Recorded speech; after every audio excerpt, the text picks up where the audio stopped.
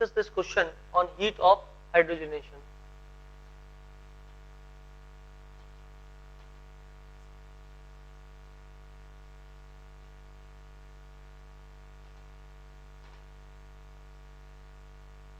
इसमें हमको heat of hydrogenation compare करना था.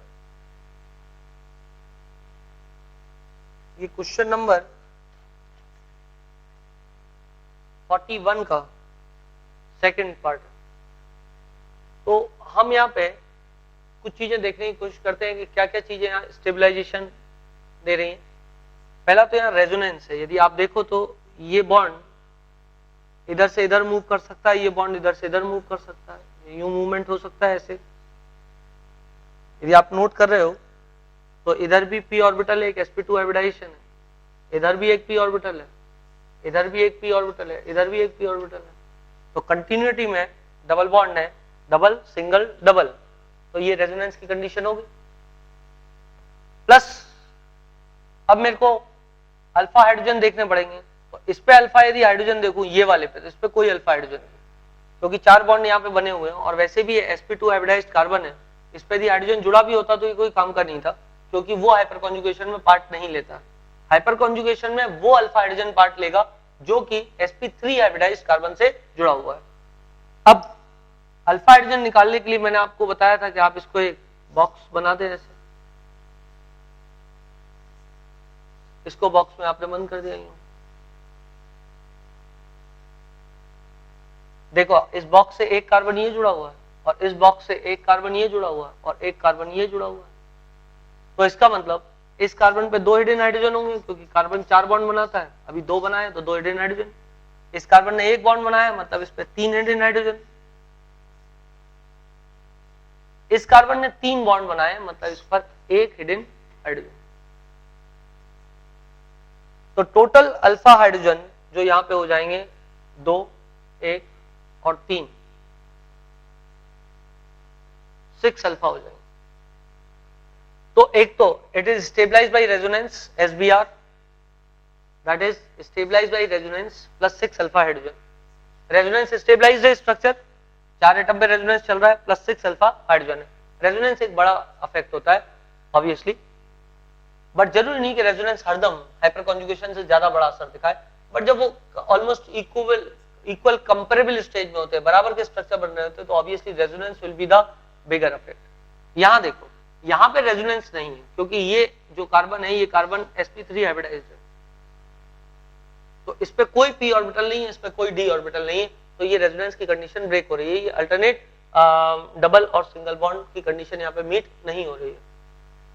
तो इस पे मैं देखूं इस पे अल्फा हाइड्रोजन कितने हैं, तो ऑब्वियस सी बात है ये डबल बॉन्ड मैंने यहाँ डब्बे में बना दिया, बॉक्स में बंद कर दिया. एक कार्बन जुड़ा हुआ है, तीन बॉन्ड से ये कार्बन जुड़ा हुआ है, मतलब इस पे एक हाइड्रोजन होगा और ये हाइड्रोजन काम का है.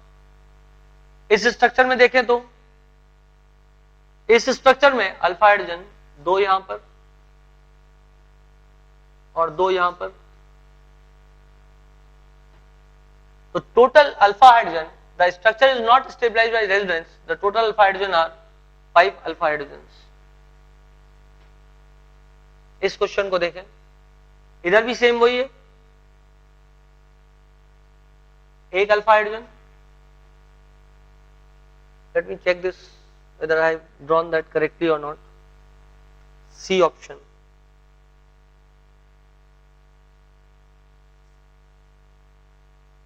ओके बेटा, जो आपकी शीट में क्वेश्चन है उससे ही थोड़ा सा अलग हो गया है, मैंने ड्रॉ करने में थोड़ा प्रॉब्लम कर दी. ये बॉन्ड शीट के अंदर नहीं है सी ऑप्शन में, तो मैं इसको यहां से मिटा देता हूं. नाउ सी दिस, इसको भी मैं एक बॉक्स में मार्क कर देता हूं.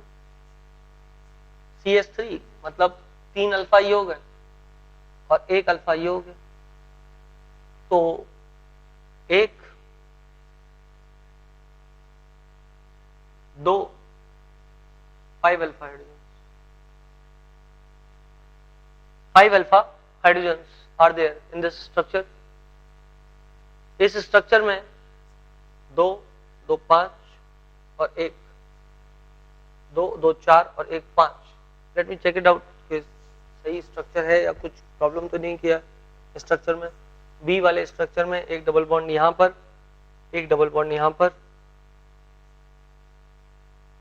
एक सिंगल बॉन्ड यहां पर और बना हुआ था, दिस इज देयर, ये बनाना मैं भूल गया था जो क्वेश्चन है आपके पास।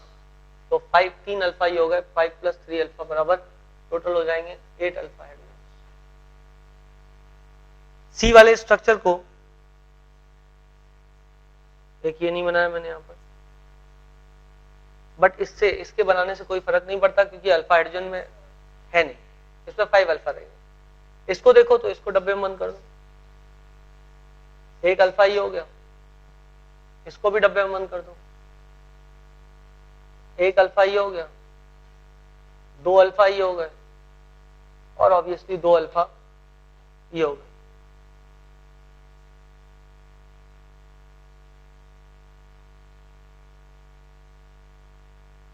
Okay, so there are again 5 alpha hydrogens which are present in this structure.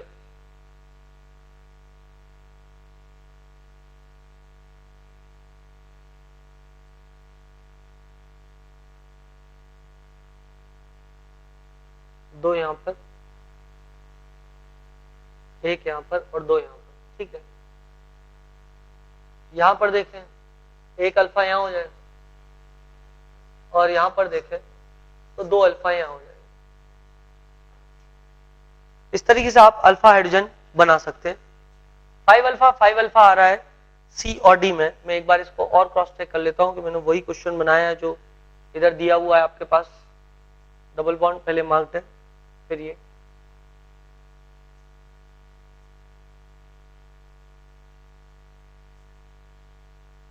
Okay yes, चौथे इसमें 6 अल्फा है। Okay let us see that 1 2 3 4 5 and 6, yes. अब कोई प्रॉब्लम नहीं, इसलिए मैं सोच रहा स्ट्रक्चर में same number of alpha hydrogen generally नहीं थे जब मैंने इसको क्रॉस चेक किया था, तो यहाँ पे 6 अल्फा हो गया। अब now you can easily compare ये स्ट्रक्चर में, it is stabilised by resonance plus 6 alpha hydrogen there, although there are 8 alpha hydrogen in this structure, but the structure is not stabilised by resonance. But this structure is stabilized by resonance और 6 alpha hydrogen है। This structure will be more stable when compared to this structure because resonance अपने आप में एक बड़ा असर है, एक बड़ा फैक्टर है resonance अपने आप में। यदि मैं देखूं तो क्योंकि extended resonance है तो ये भी stability काफी ज्यादा दे देगा। तो 6 alpha plus extended resonance will be always more stable than 8 alpha hydrogens। यदि यहाँ पे बहुत ज्यादा अल्फा हाइड्रोजन की संख्या होती तो उस केस में कुछ कंफ्यूजन क्रिएट हो सकता था, वो भी ऐसा कोई डेफिनेट डाटा नहीं होता कि इतने अल्फा हाइड्रोजन हो और इतना रेजोनेंस हो तो उनकी कंपैरिजन की जा सकती है, वो फिर एक्सपेरिमेंटल डाटा होता है। इसलिए जनरली एग्जाम में इस टाइप का क्वेश्चन कभी भी आपको नहीं आएगा जहां पर कि आप रेजोनेंस और अल्फा हाइड्रोजन की स्टेबिलिटी से की तुलना कर रहे हो आपके इनमें से कौन ज्यादा स्टेबल है, क्योंकि वो एक्सपेरिमेंट पे ही पता लग सकता है। Now so one is more stable then second one surely because there are 8 alpha. Now there are 6 alpha, there are 5 alpha, and then there are 1 2 3 alpha hydrogens are there. So आपको ये बात समझ में आ गई होगी। सबसे ज्यादा स्टेबल यदि इसको 1 मान लो, इसको 2 मान लो, इसको 3, इसको 4 और इसको 5, तो आप जानते हो कि स्टेबिलिटी का ऑर्डर जो है वो है 1 greater than 2 greater than 4 greater than 3 greater than 5। But आपसे क्वेश्चन में पूछा है हीट ऑफ हाइड्रोजनेशन, HOH पूछा है आई थिंक, और यदि हीट ऑफ हाइड्रोजनेशन पूछा है तो ऑर्डर हो जाएगा 5 greater than 3 greater than 4 greater than 2 greater than 1। So this is how you should solve this question. Alpha hydrogen mark करने का बेस्ट तरीका ये है कि आप स्ट्रक्चर को सबसे पहले वो बॉक्स में बंद कर लें, बगल में कितने अल्फा हाइड्रोजन उसको आप देखते जाएं। यदि रेजोनेंस भी है साथ में तो उसको भी आप देखें, रेजोनेंस एक बड़ा स्टेबलाइजिंग फैक्टर है। So note this question।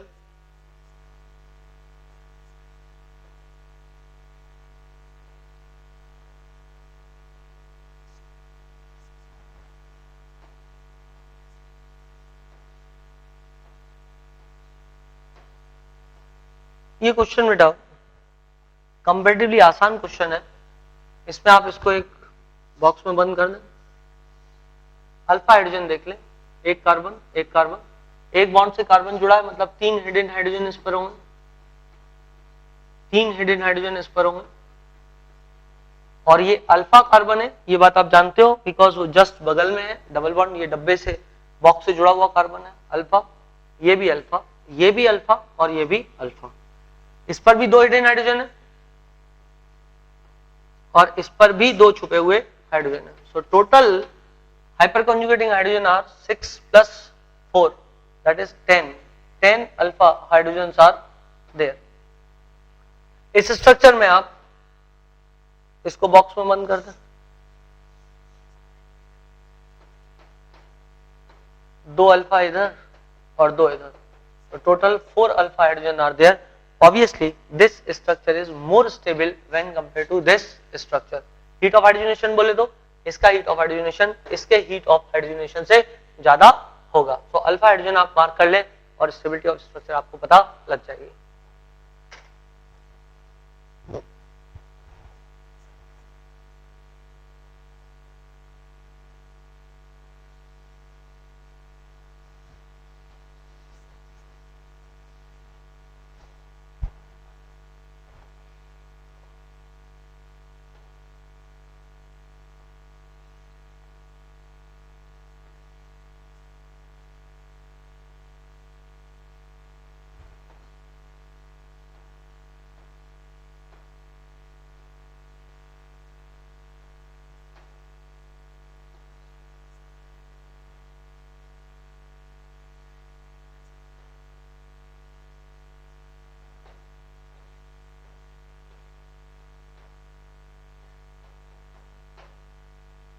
कुछ इस तरह से क्वेश्चन है, तो आप देखें यहाँ पे, मुझे जहां तक याद है मैंने ये क्वेश्चन आपको थ्योरी में बताया है, आप इसको मार्क कर लें। 12 अल्फा हाइड्रोजन हुए, 13 स्ट्रक्चर बनेंगे, 13 स्ट्रक्चर, इसको मार्क कर लें, टोटल 9 बनेंगे। इसको मार्क कर लें, टोटल 6 अल्फा, इसको मार्क कर लें, टोटल 6 अल्फा, इसको मार्क कर लें, टोटल 6 अल्फा। इसको कंपेयर करें तो ये CH3 है, ये भी CH3 है, ये CH3 है, ये भी CH3, ये सिस है और ये ट्रांस है। तो trans is more stable than cis. सिर्फ कंपैरिजन इसकी बचती है 6 अल्फा वाले की। ये मुझे ऐसा याद है कि मैंने आपको एक्सप्लेन किया है, फिर भी मैं आपको एक बार और एक्सप्लेन कर देता हूं यदि नहीं किया है तो भी। देखो बेटा, इसका जो एक्सपेरिमेंटल डाटा है हीट ऑफ हाइड्रोजनेशन का वो कम आया है। मैं प्रॉबल रीजन जो इसका सोचता हूं कि कम क्यों आना चाहिए, उसका एक कारण ये है कि इधर से इलेक्ट्रॉन डेंसिटी इधर फ्लो हो रही है और ये इधर से इधर मूव हो रहा है। लेकिन यदि आप इन स्ट्रक्चर्स पे देखोगे, बाकी 6 अल्फा वाले में देखोगे, तो वहां पर क्या है कि जब इलेक्ट्रॉन डेंसिटी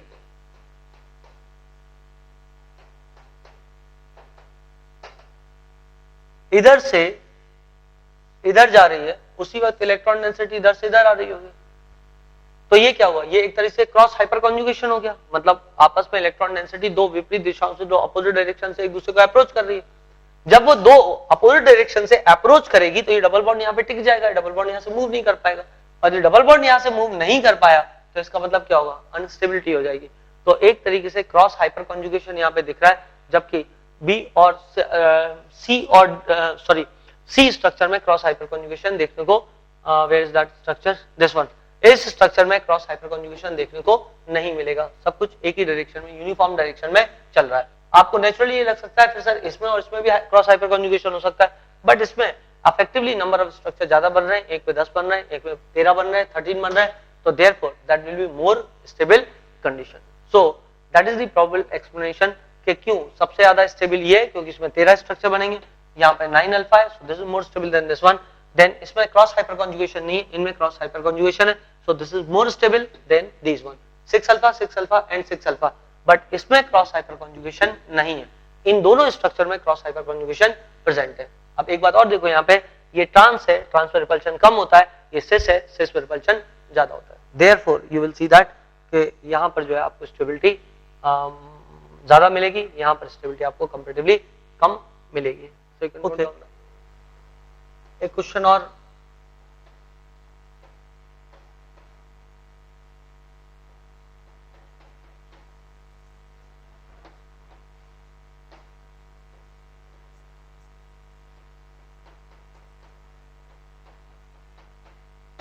सी वाला क्वेश्चन है। तो again this is a easy question, मतलब यहाँ भी कोई भी प्रॉब्लम नहीं है, इसको आप डब्बे में मार्क कर दें। एक कार्बन इधर कनेक्टेड है तो 2 हाइड्रोजन इधर हो गए, और एक अल्फा हाइड्रोजन इधर हो गया, तो 3 अल्फा है यहाँ पे। और यहाँ पर थोड़ी देर पहले ही आपने देखा है 3 3 6 और 2 यहाँ पर, तो टोटल कितने हो गए 10 अल्फा हाइड्रोजन हो गए। और यहाँ पे टोटल अल्फा हाइड्रोजन कितने हैं 3 अल्फा हाइड्रोजन। तो obviously this is more stable than this one, और हीट ऑफ हाइड्रोजनेशन इसका ज्यादा होगा उस स्ट्रक्चर से। तो जो आपने क्वेश्चन पूछा था,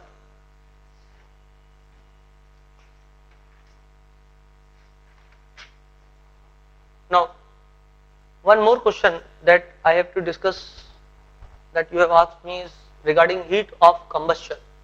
तो heat of combustion वाले क्वेश्चन की यदि मैं आपसे बात करूं तो आप लोग लिख सकते हो बेटा, heat of combustion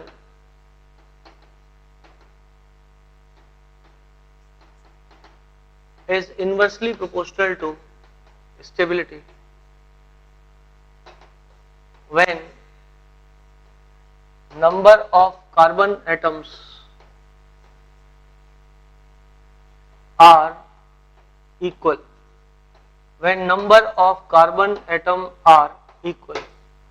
जब कार्बन एटम की संख्या बराबर होती है तो उस समय हीट ऑफ कंबस्शन जो है वो according with the inversely proportional to stability होता है। मैं एक क्वेश्चन आपको बताता हूं, जैसे मान लो बेटा ये क्वेश्चन बना दिया मैंने, ये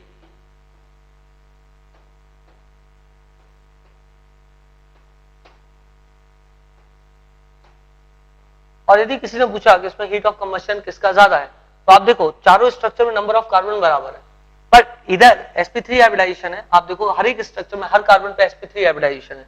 यदि इसको देखो तो इसमें एक हिडन हाइड्रोजन हो जाएगा, ये मिथाइल ग्रुप है, तो ये 4 सिग्मा बॉन्ड है, नो लोन पेयर, तो sp3 हो गया, सब दूर sp3 sp3 sp3 है। अब आप जानते हो कि sp3 का जो नॉर्मल बॉन्ड एंगल होता है वो sp3 हाइब्रिडाइजेशन में होता है 109 डिग्री 28 मिनट 28 मिनट्स 109 डिग्री, और फिलहाल यहाँ पे बॉन्ड एंगल है 60 डिग्री का। तो इस एक एंगल पर स्ट्रेन आएगा अप्रोक्सीमेटली 49 डिग्रीज का, तो 3 एंगल पे स्ट्रेन आएगा लगभग अप्रोक्सीमेटली 150 डिग्रीज का। अब ये स्ट्रक्चर पर स्ट्रेन सबसे ज्यादा है, इसलिए स्ट्रक्चर हरदम खुलने की कोशिश करता रहेगा। एक्चुअली मैं आपको बताऊं कि साइक्लोप्रोपेन जो है वो अनसैचुरेटेड कंपाउंड्स की तरह बिहेव करता है, मतलब it has a strong tendency to open up because of heavy amount of the stain that is generated on the structure। यदि आप यहाँ पे सोचो तो हर एंगल पर अप्रोक्सीमेटली 19 डिग्रीज का स्ट्रेन है, 109 minus 90 degree, there is approximately 19 degree आ जाएगा, 109 डिग्री 28 मिनट माइनस 90 डिग्री, क्योंकि एंगल 90 डिग्री का यहाँ पे, तो 19 डिग्री का स्ट्रेन आया, तो 4 पे अप्रोक्सीमेटली 76 डिग्रीज का स्ट्रेन है। मैं अराउंड फिगर में 80 डिग्रीज का स्ट्रेन ले लेता हूँ। यहाँ पे देखो साइक्लोपेंटेन का नॉर्मल बॉन्ड एंगल जो होता है वो होता है 108 डिग्रीज, और sp3 हाइब्रिडाइजेशन में जो एंगल है वो है 109 डिग्रीज, तो इसमें स्ट्रेन काफी कम है। साइक्लोहेक्सेन में ये बॉन्ड एंगल कितना दिख रहा है, बॉन्ड एंगल 120 डिग्री का दिखेगा, नॉर्मल एंगल होता है 109 डिग्री का, तो यहाँ भी स्ट्रेन होना चाहिए, बट साइक्लोहेक्सेन में स्ट्रेन नहीं होता है। ये आगे जाके आइसोमेरिज्म जब खत्म होगा तब मैं आपको बेयर स्ट्रेन थ्योरी के बारे में बताऊंगा, उसमें यही बातें रिपीट करूंगा जो मैं अभी आपसे बोल रहा हूँ। तो आप देखें यहाँ पर स्ट्रेन होना चाहिए पर स्ट्रेन नहीं होता है, क्योंकि साइक्लोप्रोपेन प्लेनर स्ट्रक्चर ना होकर नॉन प्लेनर स्ट्रक्चर होता है, और वो अपने आप को अपने प्लेन से बदल लेता है जिससे कि उस पर स्ट्रेन कम हो जाए। तो उस केस में साइक्लोप्रोपेन चूंकि नॉन प्लेनर स्ट्रक्चर है अपने प्लेन को बदल लेगा, और बदलने के बाद वो सबसे ज्यादा स्टेबल स्ट्रक्चर हो जाएगा। साइक्लोहेक्सेन की बात कर रहा हूं अमंगस्ट ऑल दीज 4 स्ट्रक्चर्स। इसका मतलब जो स्ट्रक्चर सबसे ज्यादा स्टेबल है इन सभी स्ट्रक्चर में वो है साइक्लोहेक्सेन। तो this structure is most stable structure, तो इसका हीट ऑफ हाइड्रोजनेशन सबसे कम आएगा। Therefore order of heat of hydrogenation यदि देखोगे तो 1 greater than 2 greater than 3 greater than 4 आएगा, since the number of carbon atom in all 4 structures is equal।